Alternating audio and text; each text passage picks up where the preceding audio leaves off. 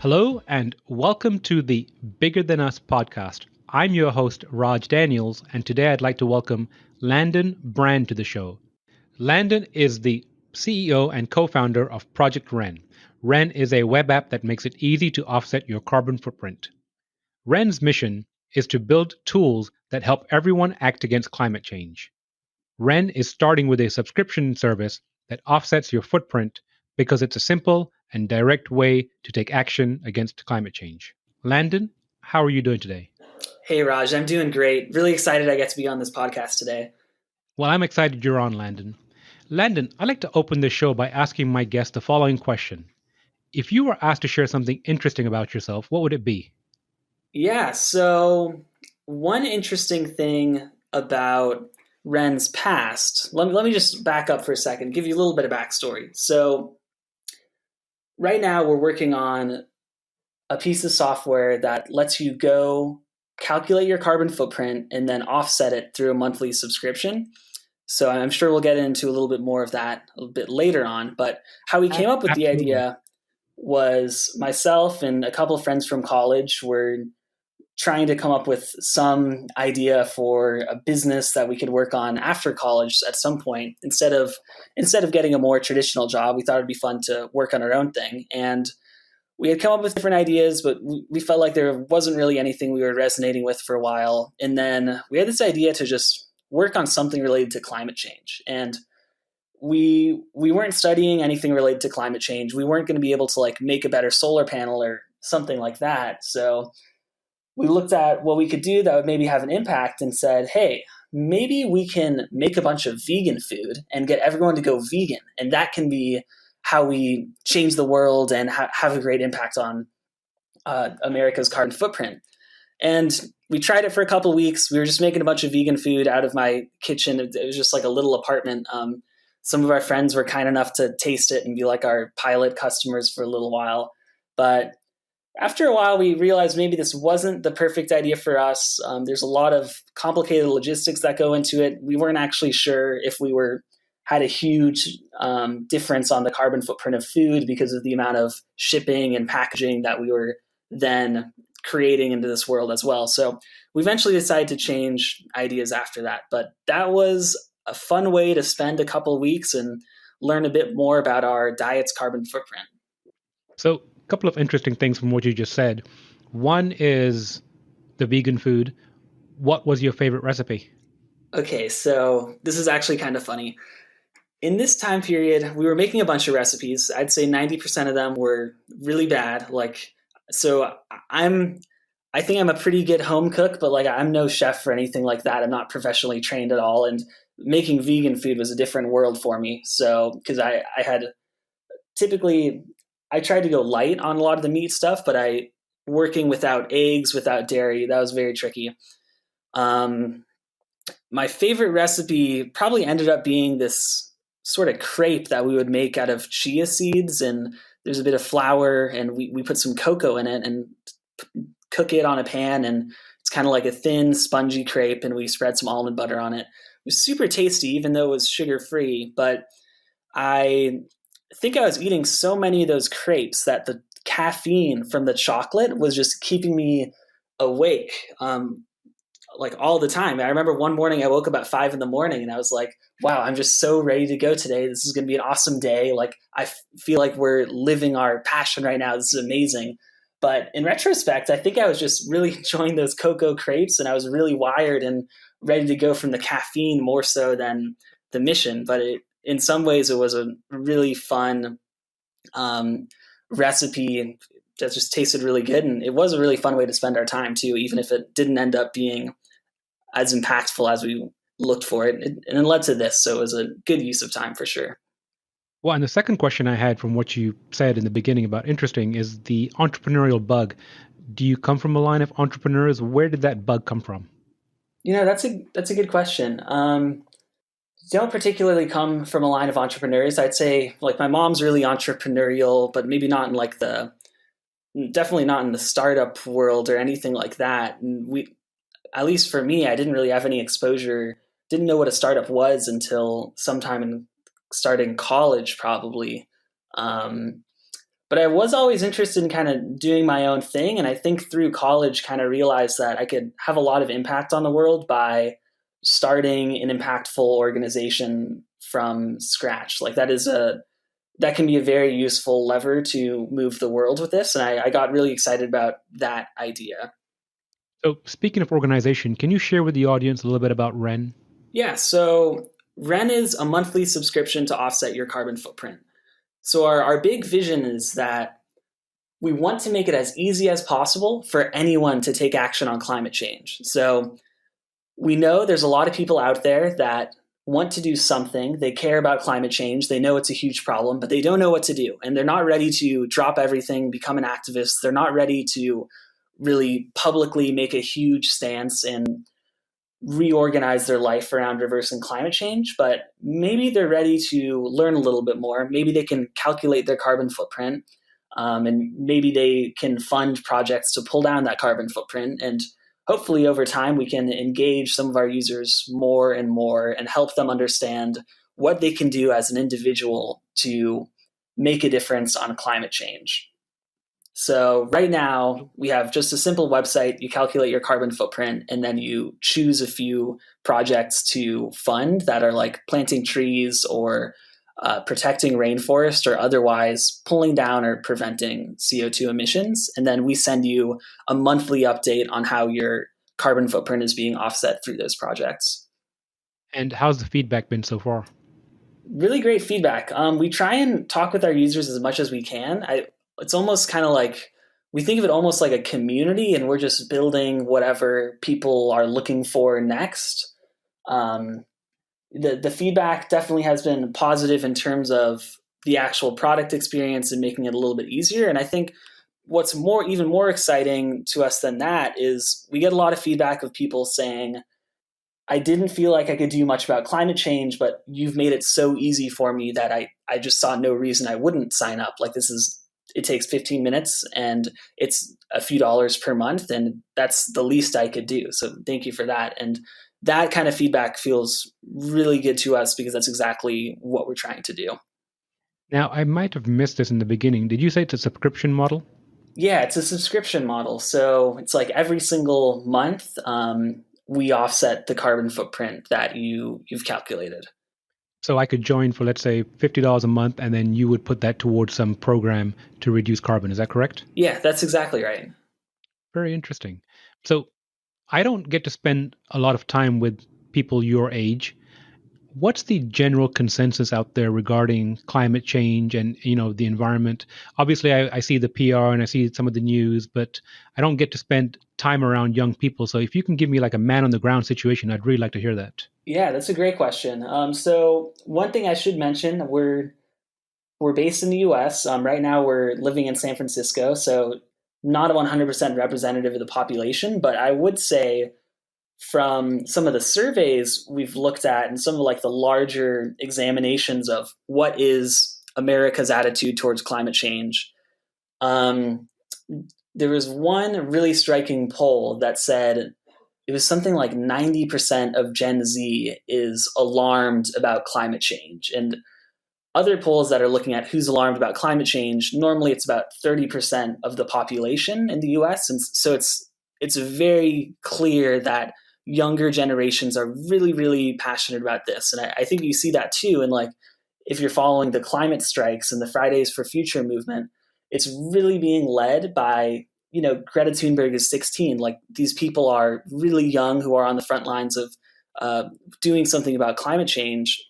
because to some degree, it's because it's their future. But I think also part of it is just that younger folks maybe have been educated a bit more about climate change in their schools. And I think for a lot of folks who are kind of older, who have heard about climate change for a while, the story started to lose its urgency. It's like, oh yeah, climate change is a problem. It's like always been a problem. It'll always be a problem or something. But I think the younger folks see it as, no, this is a crisis. This is happening in our lifetime. This is happening next 10 years, next 20 years is when things will already be pretty bad. We have to address this immediately rather than saying, okay, we'll see if we can cut emissions by 5% this year or some small amount. We really want to see a lot of change happening quickly. So that is interesting. I interviewed a gentleman earlier today who's a millennial, and I asked him, why was he doing the work that he's doing? And he said that, he learned about the environment and some of the potential issues or catastrophes back in third grade. When would you say that, this issue became relevant to you? Yeah, I definitely remember. I remember learning about.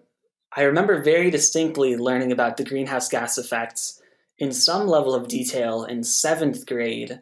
But I think before then, we had learned at a very high level. I think even in kindergarten, we were learning at least like reduce, reuse, recycle, and generally the ideas behind sustainability. But I think just elementary school was already became instilled in us that like there is climate change and we should really try and do something about it. We can't just keep on burning fossil fuels.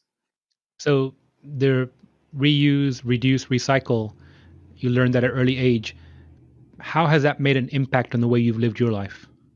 That's a good question. I think I've always tried to be like a somewhat, I don't know, frugal person, but I guess frugal in the sense like I just don't want to take too much load from the world at large. Like I don't want to be living in a way that's going to cause problems for everyone down the line.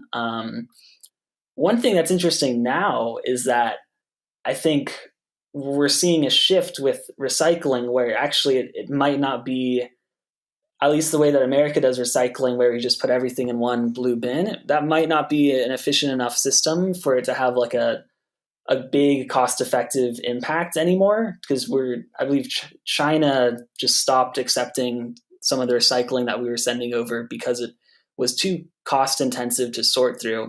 So I think we're almost seeing now like recycling has been great, but we also need to figure out better and better ways to recycle still. So it's almost coming to the terms with the fact that we're still a long way from where we have to go, even if we've been hearing for years and years that we need to be we should reduce, reuse, recycle, that we should be shifting off of fossil fuels. We still have a long way to go. It takes time. I really appreciate that term you used earlier about taking less. I was speaking with a friend a couple of days ago about clothing and some of the issues around clothing and the fashion industry. And what I was telling her is that I've essentially said to myself that for every one piece I buy, I donate two used pieces that could still be worn to another cause. That's awesome. So cutting Yeah, back it's like myself. your whole wardrobe is reducing, getting a little bit smaller and simpler, and it's recycling through the system too. Yeah, it's always great to buy secondhand and donate clothes once you're done with them. Usually they have a lot of miles left in them, even after we don't want to wear them anymore. Clothing really does, and I think some of what the marketing of the fast fashion industry has done here statewide and then overseas too over the last 20, 30 years, I think is hopefully slowing down. I think people are coming to a realization, to your point about pre-owned, lightly used clothing and just the amount of life you can get from certain clothing. So I totally Yeah, agree with you. thrifting's cool now. Like all my friends and I, we go thrifting. Like sometimes just for fun, we don't buy too much, but a lot of times, like we see something really cool and want to wear it. Some of the coolest outfits that my friends wear were thrifted, so I think that's a really exciting thing. Where like now it's cool to get the reused clothing as opposed to trying to get like I don't know the fancy looking or more sleek or I don't know fresher looks. It's interesting to see how people like the vintage look a ton now. I think it has promising I implications for the agree. environment too. I agree. So, you briefly touched on it earlier, but one of the things, that I like to ask during this show is the why behind what you're doing. There's obviously an opportunity cost. You could be doing something else. You could be going back to making vegan meals again. You've decided to commit to your current endeavor to Project Wren. What's your driving why behind it? Yeah. So for me, the way I see it is generally in life, I'd like to make people happier. I'd like to make people feel better. I'd like to minimize suffering.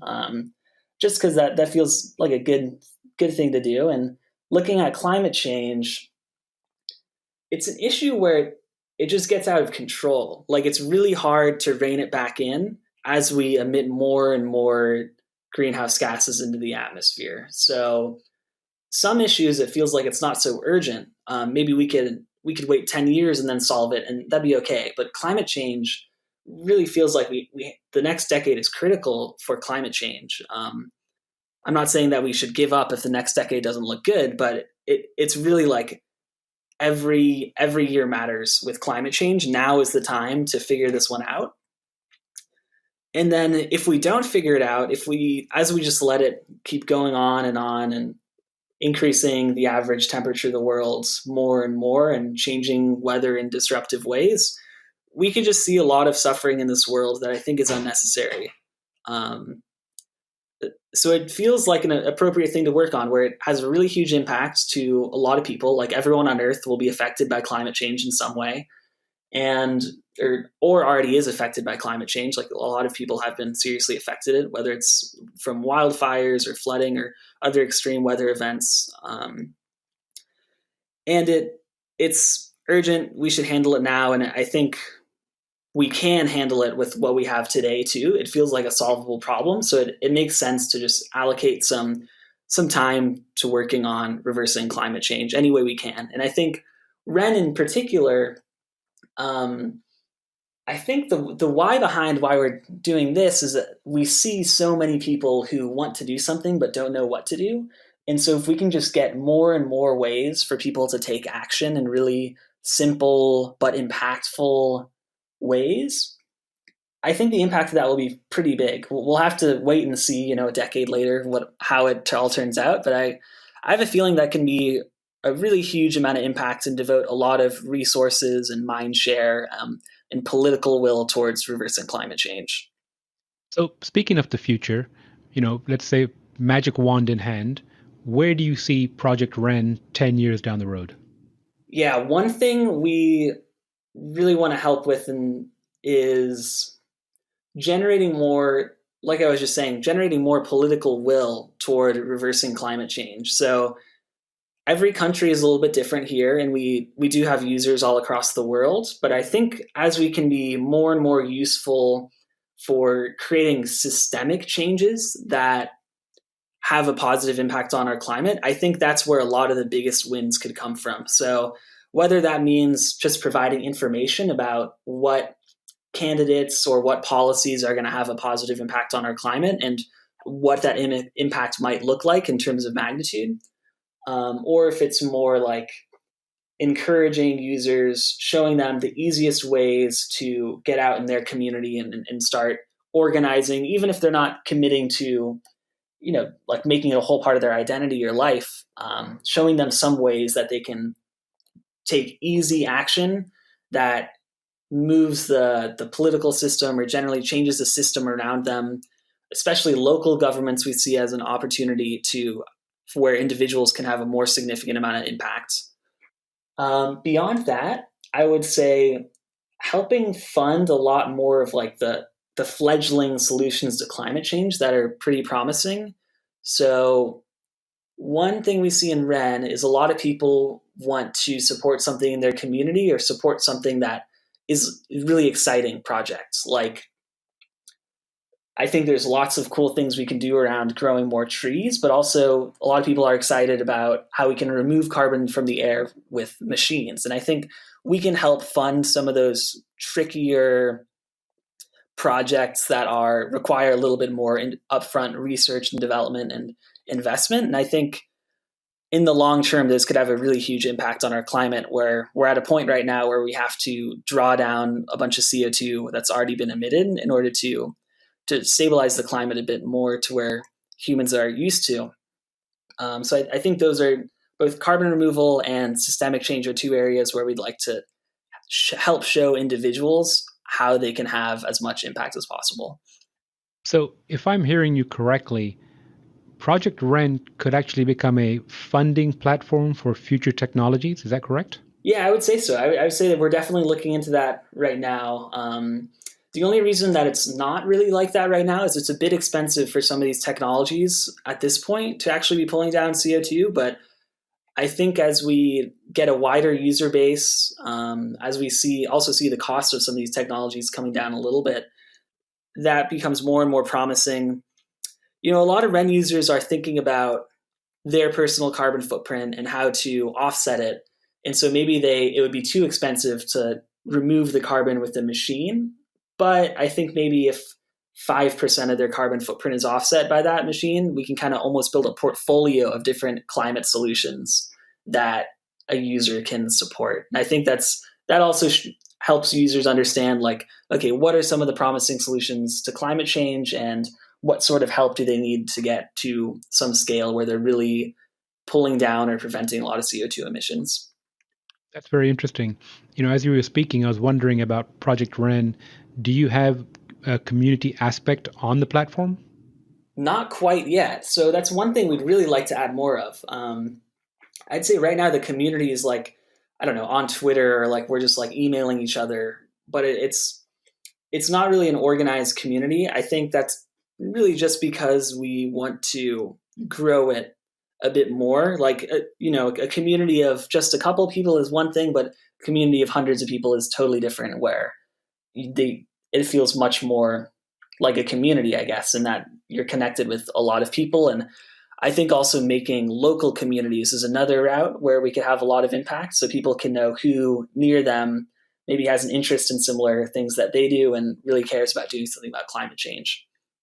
I wholeheartedly agree. And as you were speaking about community, another idea came to mind about almost like gamification or leaderboards where individuals in the community can participate and, just make it a little bit more fun and engaging, perhaps. Absolutely. Yeah, we'd love to do some of that.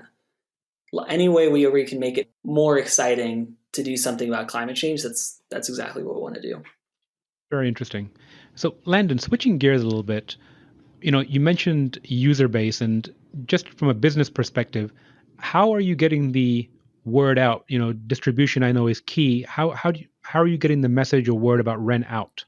Yeah, that's one thing we're figuring out as we go. So right now, users just tell each other basically. They share it on their social media, or lots of people just talk about it in person. Even climate change doesn't come up too often in conversations with a lot of our users, but when it does, a lot of them actually like to mention Wren as like something that they're doing personally about climate change.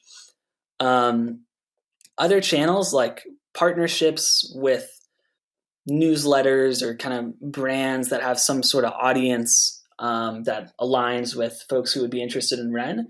That's definitely another route that we can pursue, and we've seen some amount of people hearing about Wren through newsletters and people who already have like established audiences too. I think but that is totally a question of how we can grow even more and more. I think it's largely going to be from just people getting the word out about Wren because they're excited to be a part of it. So, a little bit off track here, but perhaps has a user community or a user somewhere in the world like surprised you? Like, for example, was there a user all of a sudden in Morocco? Oh yeah, I believe it's over 40 countries. We have users in over 40 countries right now. That was quite surprising. When we launched the site, it was really just built for the US. I don't know why, but we just thought everyone who used it would be from the US. And I remember like the first week, someone was trying to use our site, and they kept putting in like a zip code that we couldn't work with because no one lived in that zip code. And then so we were trying to figure out what was going on, and eventually we got on the phone with that user because they were like, hey, like something's up with your site, it's not working. And we found out they were from Spain, and they were they had typed in like America zip code into Google or something and gotten like the White House's zip code or something, and we're trying to use that to sign up with. And we were like, oh wait, like yeah, there's people all around the world who are going to care about this. We can't just make this like with US data. We need to start looking at how we can bring in more and more countries. So that was firstly surprising, and then now, yeah, we really get users from all over the world. Cool to see users from like Kenya and Uganda, which are where some of our projects are. So it's like they're supporting a project that's in their local community and where they live, which I think is really powerful. That must have been a fun feeling for you to Yeah, see. it's just crazy to see where they come from. So, Landon, one of the questions I like to end with is that if you could share some advice or words of wisdom with the audience, what would it be?